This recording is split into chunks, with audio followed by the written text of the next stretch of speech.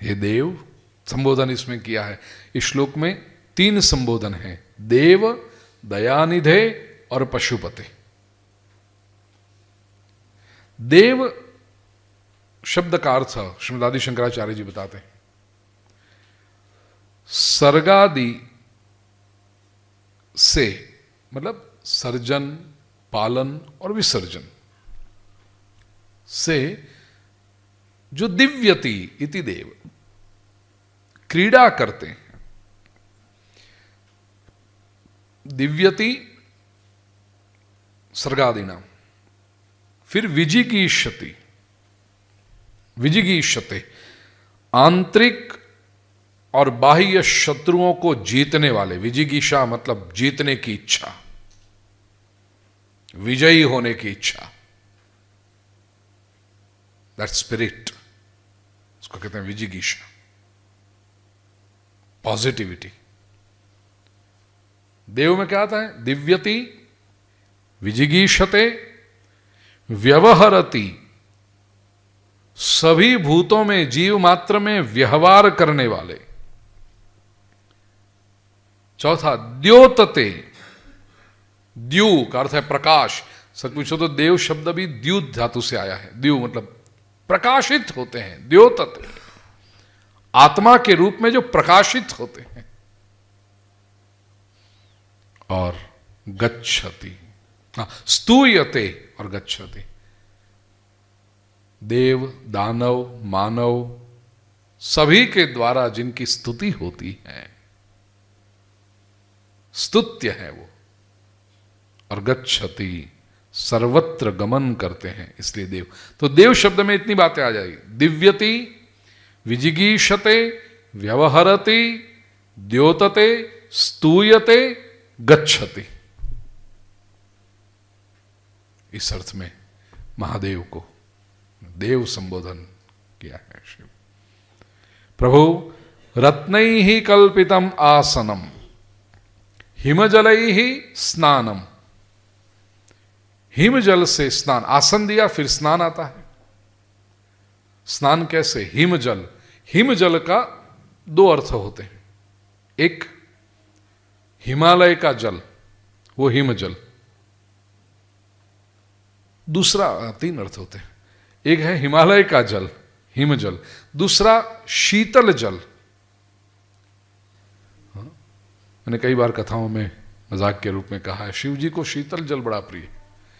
कभी आप शिव जी के ऊपर गर्म पानी नहीं पधराते, शीतल जल। इतने भोले बाबा हैं, इतने ठंडी के दिनों में, और अभी भी चल ही रही है थोड़ी सी। एक काम करना, कल सुबह 4 बजे उठ जाना, आप स्नान करके 4:30 बजे तैयार हो जाना, और बड़ा कलश घड़ा ले लेना, कहीं से व्यवस्था कर लेना आज रात को।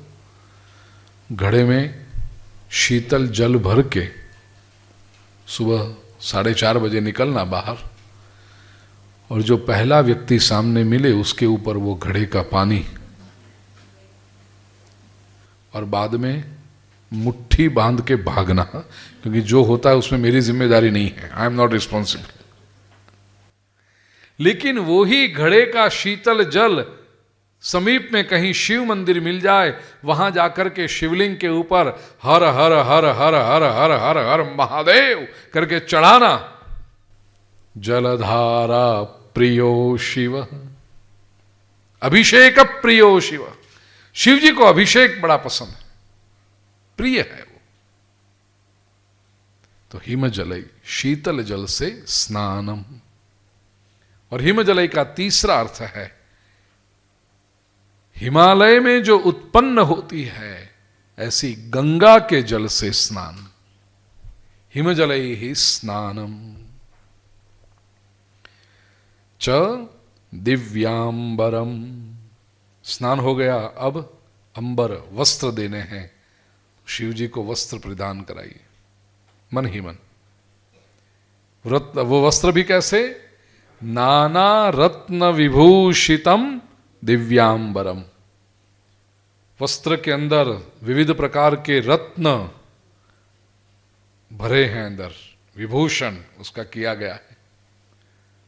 कैसी भारतीय संस्कृति थी, कितनी हमारे पास संपत्ति थी कि लोग वस्त्रों में भी, और ये तो अभी तक कल हो रहा था मुझे पता है, ये गोल्डन जो होता है ना, वो प्योर गोल्ड की एम्ब्रॉयडरी कहते, क्या कहते उसको, जरी का वर्क जो होता था, वो साड़ी ब्याह के समय दी थी। 20, 25, 25, 30, 35 साल पहनने के बाद भी यदि साड़ी फट जाए तो कहते थे ये सोना। वो साड़ी की कीमत उस समय थी, उससे अधिक गोल्ड एप्रिशिएट हो जाता था तो उसकी वैल्यू।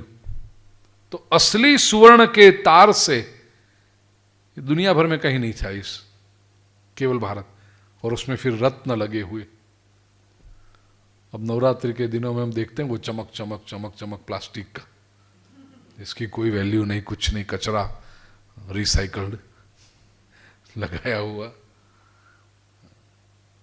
रत्न से भरा हुआ। नाना रत्न, नाना मतलब विविध प्रकार के रत्नों से विभूषित, ऐसे दिव्यांबरम।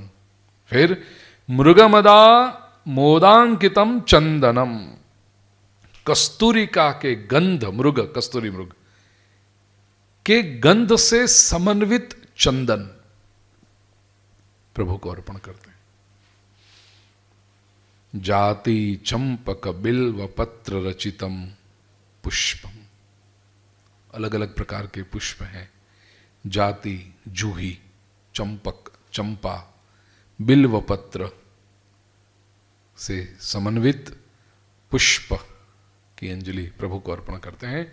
च धूपम, धूप परमात्मा को अर्पण। दीपन देव दयानिधे, धूप के बाद दीप आता है, दीप प्रभु को अर्पण करते हैं। दयानिधे, हे दया के भंडार, हे पशुपति। हृत्कल्पितम गृह्यताम, हृदय से ये सब मैं तुझे अर्पण कर रहा हूं प्रभु। गृह्यताम, आप स्वीकार कीजिए। एक एक तत्व समझने जैसा है। रत्नई ही कल्पितम आसनम, प्रभु विराजमान किस पर होते हैं? आसन, लेकिन वो आसन रत्न से। कौन से रत्न? ठीक है, हमने कहा कि मूल्यवान रत्न, लेकिन प्रभु यदि मटीरियल रत्नों की परवाह नहीं करते तो फिर मानसी रत्न की क्यों परवाह करेंगे? क्या उनको रत्न चाहिए? नहीं। हीरे मोती ये सब रत्न चाहिए उनको, नीलम माणिक ये सब चाहिए? अरे देने वाले ही वो ही हैं। चपटी भभूत में है खजाना कुबेर का, वो दे रहे हैं, हम क्या लौटाएंगे उनको वापस? तो प्रभु को आसन होता है विश्राम पाने के लिए, बैठने के लिए, आधार है वो। प्रभु को कौन सा आधार चाहिए? रत्नई ही कल्पितम आसनम। वो रत्न कौन से? मानव रत्न। इसका आध्यात्मिक अर्थ, मानसी पूजा करते हैं, मन में जो संकल्प करते हैं, प्रभु मैं आपको आधार दूंगा। कौन सा? ईश्वर का आधार कौन सा? ईश्वर कहां स्थिर होता है? तो रत्न समान एक एक मनुष्य को निर्माण करके, मूल्यवान मनुष्य निर्माण करके परमात्मा के पास लाएं तो प्रभु को उसमें स्थिर होना अच्छा लगता है। अपनों के साथ बैठना, कुछ समय बिताना। भगवान की मानसी पूजा में प्रथम संकल्प ये हो, प्रभु जो तेरे बालक तुझसे दूर गए हैं, उनका जीवन तू चलाता है लेकिन वो तुझे भूल गए हैं। उनको शरीर तूने दिया प्रभु, सुंदर मन दिया, बुद्धि दी, संपत्ति दी, सत्ता दी, समझदारी दी, और उसी का दुरुपयोग करके वे लोग तेरी ही सत्ता को चैलेंज करते हैं। कहां है भगवान? This world is a biogeochemical reaction. कहां से आया ईश्वर? प्रभु इन लोगों में से ये दोष दूर करके उनको रत्न की तरह बनाकर तेरे आसन में जोड़ दूं, तेरे साथ में लगा दूं। रत्नैहि कल्पितम आसनम हिमजलैहि स्नानम। शिव जी है ना, मैंने जैसे कहा अभिषेक प्रियो शिव, शिव जी को जल से बहुत प्रेम है। हमारे शास्त्रों में मनवांछित फल की प्राप्ति के लिए शिव जी पर जो अभिषेक किया जाता है, विशेष करके रुद्राभिषेक किया जाता है, उसके अलग अलग प्रयोग बताए हैं। जलेन वृष्टिमाप्नोति व्याधि शांत्यै कुशोदकैः। बारिश यदि न होती हो तो शिव जी के ऊपर जल का अभिषेक कीजिए।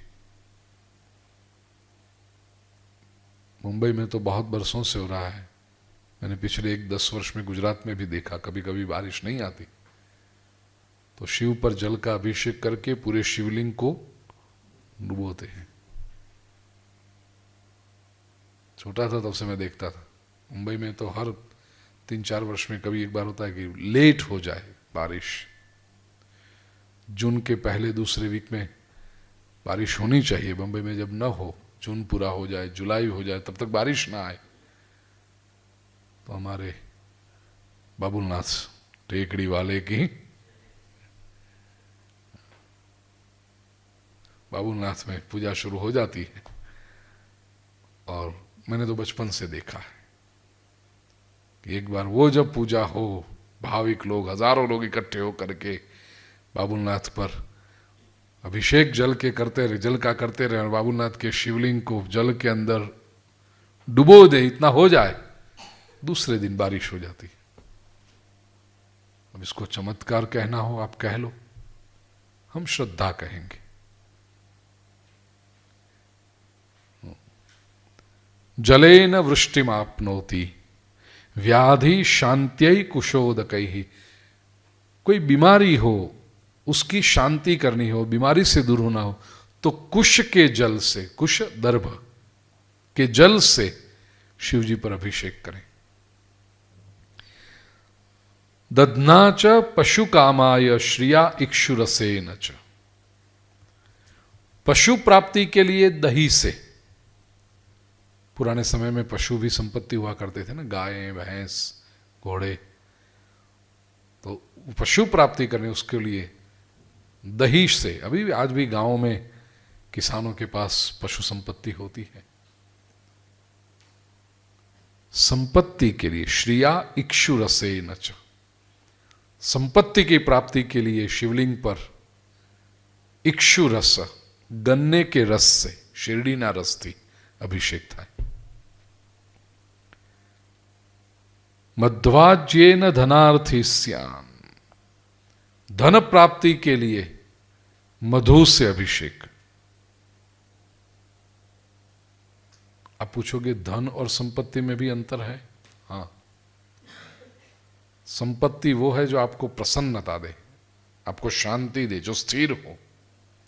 और धन ये होता है कि कोई बड़ा काम आया है, आपको लगता है कि इतनी आवश्यकता है तो ये काम हो जाएगा, उसको कहते हैं धन। तो प्रोजेक्ट कोई पूरा करना हो तब मधु से, शहद से अभिषेक करें। और स्थिर लक्ष्मी की प्राप्ति के लिए इक्षु रस, गन्ने के रस से। मुमुक्षुस तीर्थवारिता वारिणा, मुमुक्षु जो है, मुक्ति चाहिए, मोक्ष चाहिए, वो तीर्थ के जल से, गंगा मैया का जल हो, नर्मदा का जल हो, गोदावरी का जल हो, उससे अभिषेक, मानसरोवर का जल हो, उससे अभिषेक करें। मोक्ष। पुत्रार्थी पुत्रमाप्नोति पयसा चाभिषेकता, पयसा चाभिषेचनात्। पुत्र की इच्छा हो वो दूध से अभिषेक करें संतान प्राप्ति के लिए। वंध्या वा काकवंध्या वा मृतवत्सा यांगना, मतलब वो संतान प्राप्ति के लिए वंध्य हो, काकवंध्य हो, वंध्या का अर्थ होता है कि संतान जिसको नहीं होते। काकवंध्या, केवल एक संतान उत्पन्न करे और फिर बाद में संतान न होते हो, उसे काकवंध्या कहते हैं। मृतवत्सा, जिसको संतान मृत ही आते हों, ऐसे लोग।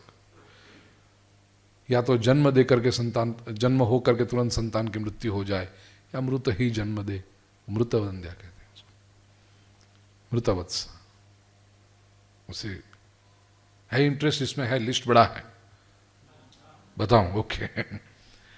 तो सद्य पुत्रमवाप्नोति पयसा चा विशेषणात्। फिर कहा ज्वर प्रकोप शांत्यर्थम जलधारा शिव प्रिय। बुखार आ गया हो तो जल से अभिषेक शिव जी के ऊपर, ज्वर उससे शांत हो जाता है। घृतधारा शिवे कार्या यावन मंत्र सहस्रकम तदा वंशस्य विस्तारो जायते नात्र संशयः। वंश का विस्तार करने के लिए घृत धारा, घी से अभिषेक, और सहस्त्र नाम से होना चाहिए मिनिमम, या तो रुद्रिक हो या तो शिव जी का ओम नमः शिवाय, ओम नमः शिवाय 1000 बार। वंश का विस्तार होता है। प्रमेह रोग शांत्यर्थम प्राप्नुयान मानसेप्सितम केवलम दुग्ध धारा च तदा कार्या विशेषतः। प्रमेह रोग हुआ हो तो दूध की धारा से विशेष रूप से वो किया जाना चाहिए। शर्करा मिश्रिता तत्र यदा बुद्धिर जड़ा भवेत। बुद्धि के जड़त्व को दूर करने के लिए शर्करा मिश्रित दुग्ध, चीनी मिला हुआ मीठा दूध, उससे अभिषेक करो।